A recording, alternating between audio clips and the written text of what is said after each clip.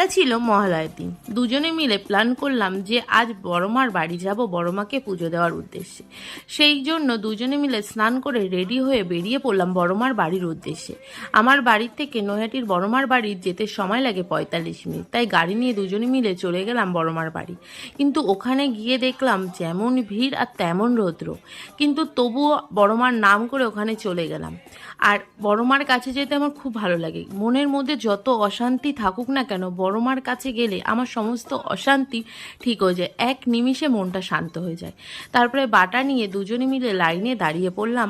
তারপরে দেখো গঙ্গার ঘাটে এত ভিড়, মানে ধারণা করার বাইরে। যেহেতু মানে আমাবস্যার দিন, তারপরে মহালয়া, সবাই দর্পণ করে, সেই কারণে গঙ্গায় এতটা ভিড়। তারপরে দুজনে মিলে লাইনে দাঁড়িয়ে পড়ার পর দীর্ঘ 2 ঘন্টা লাইনে দাঁড়ার পর বড়মাকে শেষমেশ দেখতে পেলাম। তারপরে পুজোটা দেওয়ার পরে চলে এলাম আবার গঙ্গার পাড়ে। তারপরে দুজনে মিলে, যেহেতু সকালবেলা থেকে কিছু খাইনি, সেই জন্য বর বলল যে একটু কচুরি খেয়ে নিই, তাই বর একটু খাইয়ে দিচ্ছিল, যেহেতু আমার হাতে ফুল ছিল সেই জন্য। আজকের ভিডিওটা এই অবধি। সবার কেমন লেগেছে সবাই অবশ্যই আমাকে কমেন্ট করে জানাবে।